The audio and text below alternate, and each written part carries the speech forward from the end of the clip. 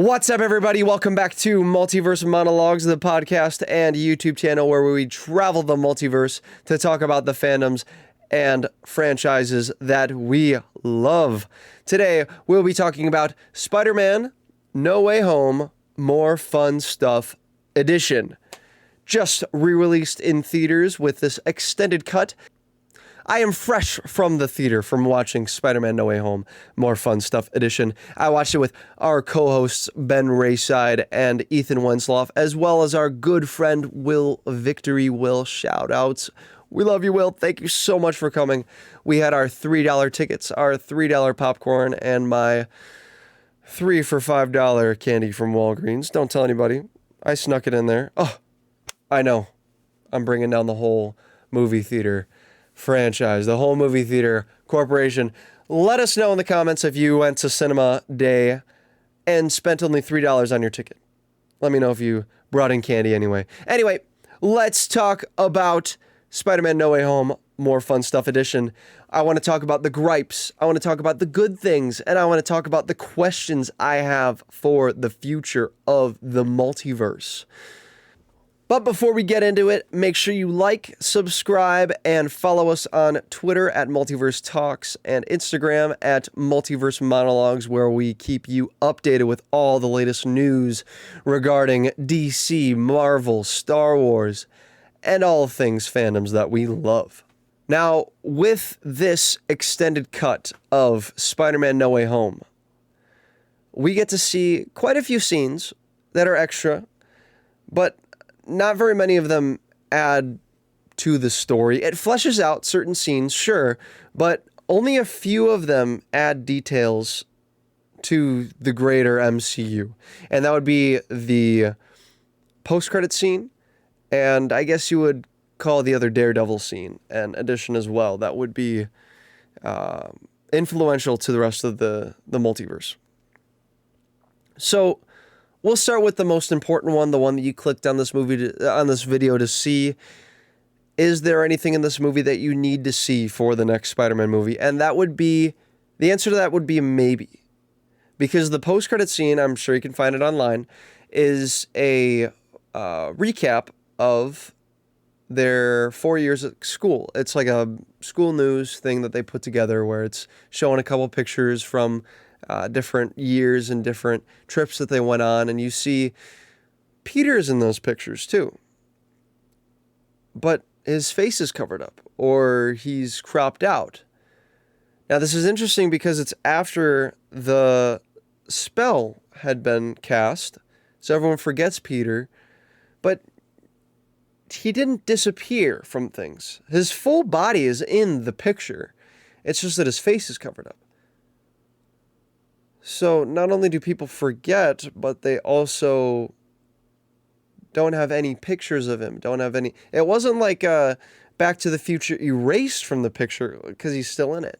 And that's what I find a bit interesting, because what if they look at the yearbooks? How are they going to cover up a yearbook picture? Is he just going to be like a no picture person, or what's going to happen there? So that I'm wondering how far the spell goes. That's my biggest question coming out of this movie, and I just wanted to get it out of the way real quick before we get into the more fun stuff. But let us know what you think about that post-credit scene. If you've seen it, post it in the comments, send us an Instagram message. But the more fun stuff, was it more fun? I would say yes. I would say there were a lot more jokes in this version, especially the interrogation scene at the DODC office. I loved the interactions between Ned and the DOC agent, as well as more Spider-Man and DODC agent. He gets out a whole whiteboard and he's got the Washington Monument, and it's talking about, oh, I didn't swing up, I crawled up, stuff like that. And it just little lines like that make this movie that much better with the addition of these extra scenes. We get an interview with the school newspaper, or I guess it's a school news broadcast, with a bunch of different people that are influential to Spider-Man. Or Peter Parker. We've got Hannibal Buress, the gym teacher. He's probably my favorite out of that interview. We've got Flash Thompson, who doesn't even realize that there is pictures in his book that he wrote, apparently. So that adds to it. I remember asking in the first movie, like, when did he have time to write this book about his relationship to Peter Parker as Spider-Man?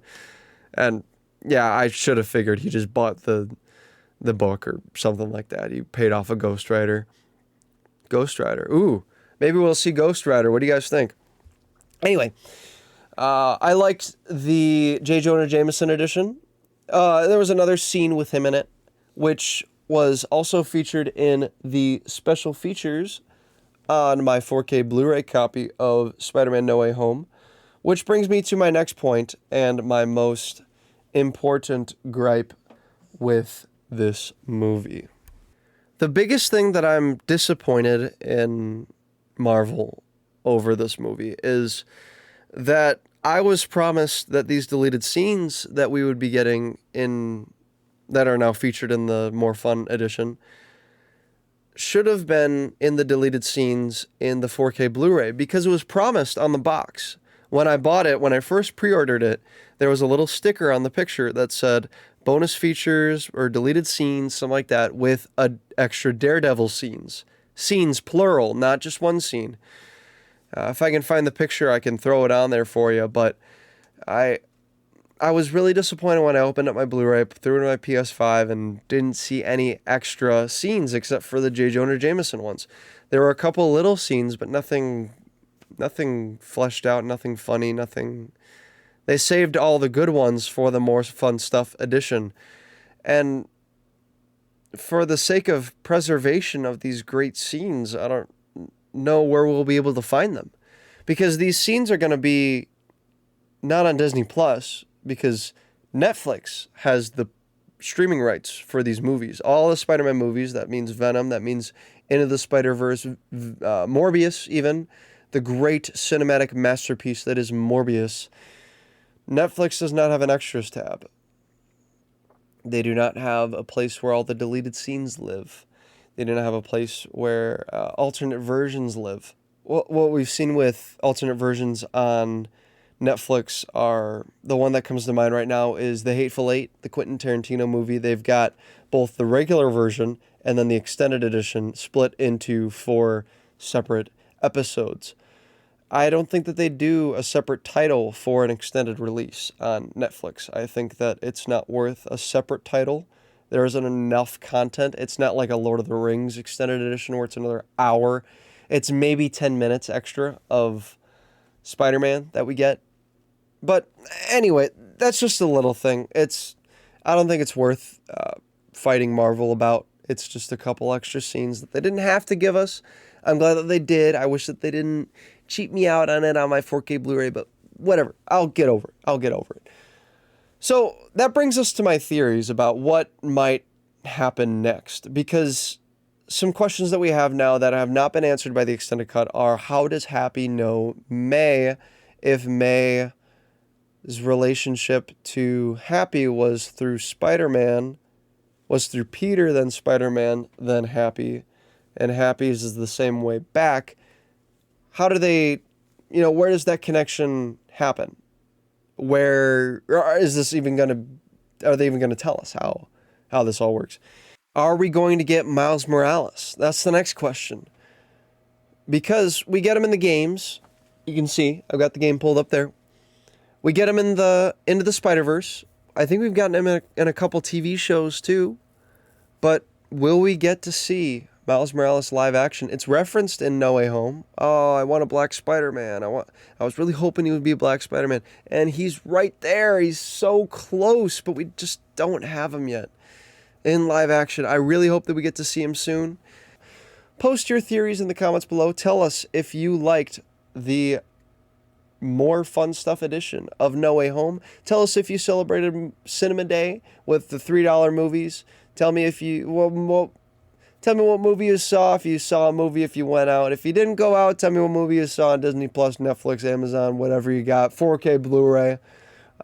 Let us know what your theories are for the future of the multiverse. How will this affect She-Hulk? Will we see more twerking Hulks?